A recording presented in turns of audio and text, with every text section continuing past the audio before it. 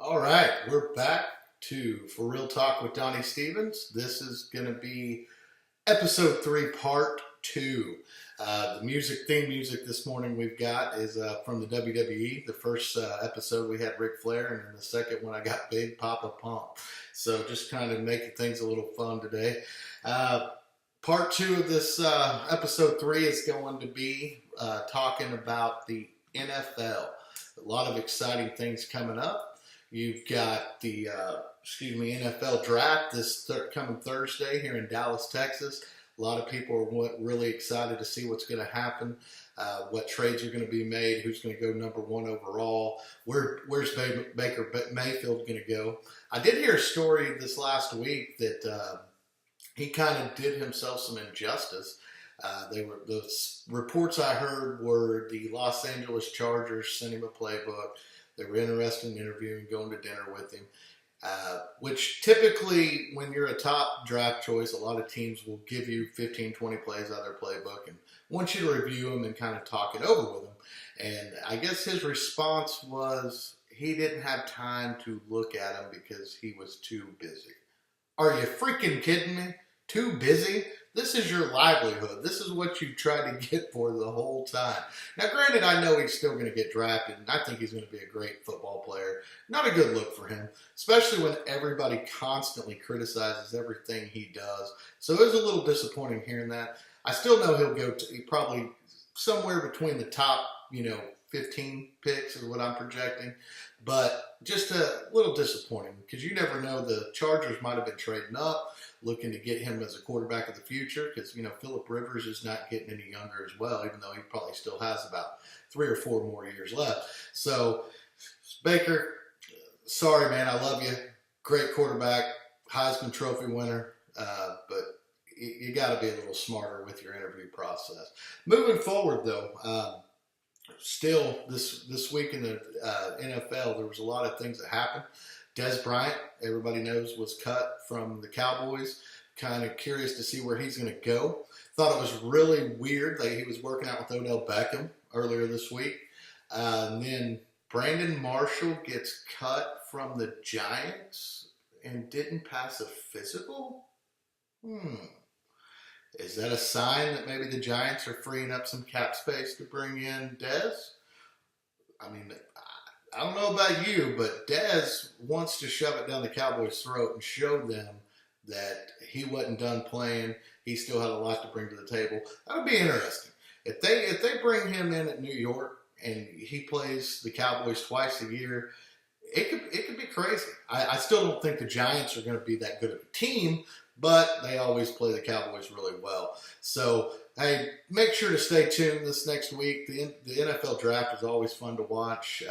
I know my wife just gets so excited when I got it on the TV for 4 straight days. So, it'll be here in Dallas, Texas, so it'll be definitely something I'm going to keep an eye on. This part of the show, we're going to do my top 5 quarterbacks of all time. Clarify, since I've been watching. I did throw this out on a poll question earlier in the week. I had a couple responses. Some really good lists. There's always the debate, and so we'll get into that. I'll just go ahead and start. My 5th quarterback of all time is Brett Favre. And now, granted, he only won 1 Super Bowl with the Green Bay Packers, but Brett Favre is the all-time leader for most consecutive starts. The man is the Iron Man of football.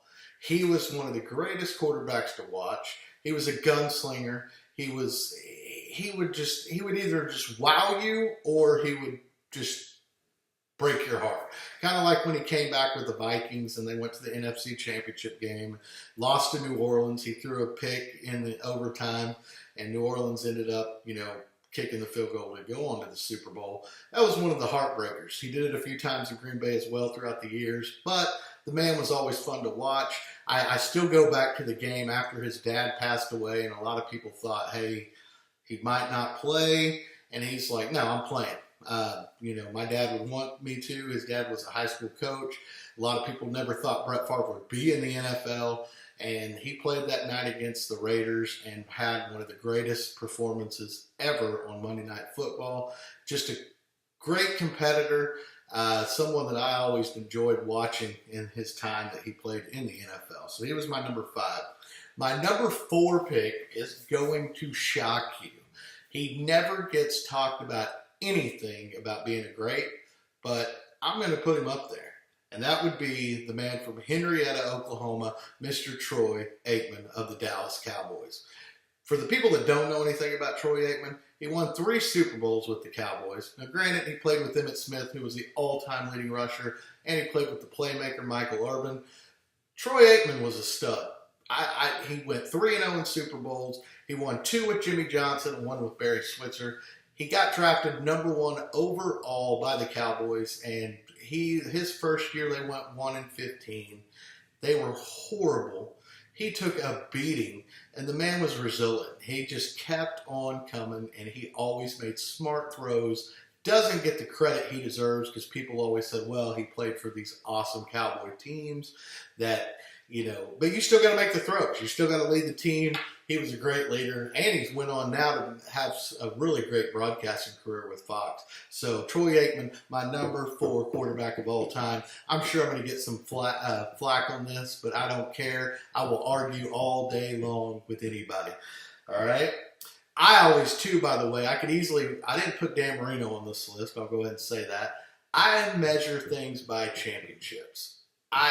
Hey, you can have great players, and Dan Marino would probably be one of the all-time greatest ever, but he never won a Super Bowl. So he's not on the list, just to make that clear. Number 3 to me, John Elway. A lot of people don't remember John Elway won 2 Super Bowls with the Denver Broncos late in his career. He retired after his 2nd Super Bowl.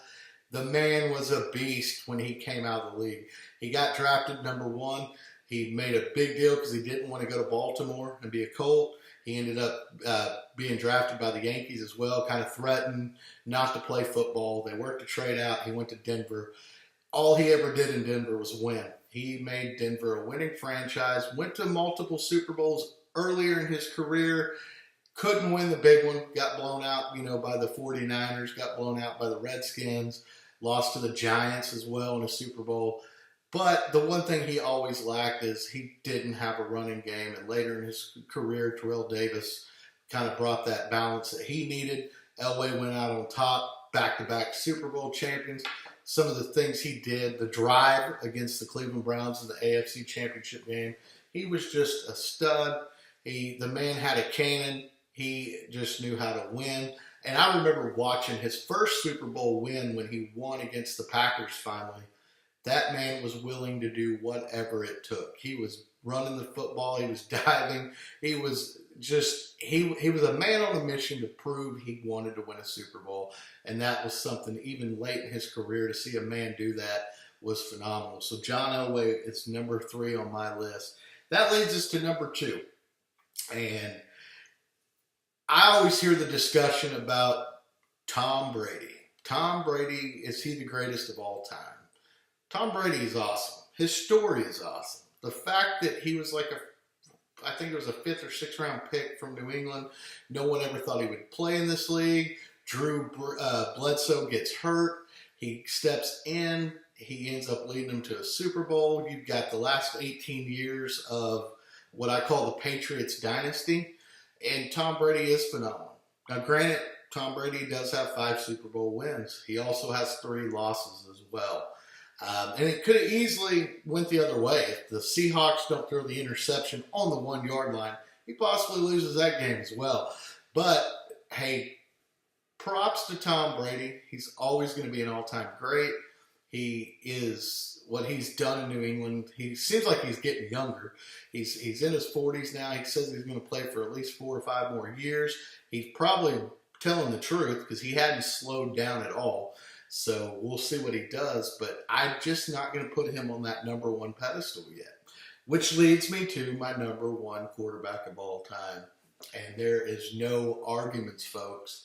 Joe Montana. Anybody that's been watching the NFL for years knows that Mr. Joe Montana was cool, calm, and collective whenever he led the 49ers. Granted, I get he had some Hall of Famers. He had Jerry Rice. He also played with Roger Craig. Tom Rathman was his fullback. Brent Jones, Dwight Clark had great defenses to help him out. But this man was cool, calm, and collective. He was the man about making comebacks. He went 4-0 in Super Bowls, never threw an interception. And I still go back to the game when they played the Bengals in the Super Bowl and they were down with a couple of minutes left. You know, this is the biggest stage. They're getting ready. They got to go, I think it was like 82 yards to win. And he's in the huddle. Everybody's nervous. And he's looking over there and he's like, hey, is that John Candy over there watching the game? The man was calm. He knew how to win. He knew what he was capable of doing. So I will argue, as long as I'm a sports fan, which will be my whole life, I will always argue Joe Montana is the greatest of all time. So that'll conclude the NFL part of today's show. This is part 2. Stay tuned later as we come back for part 3.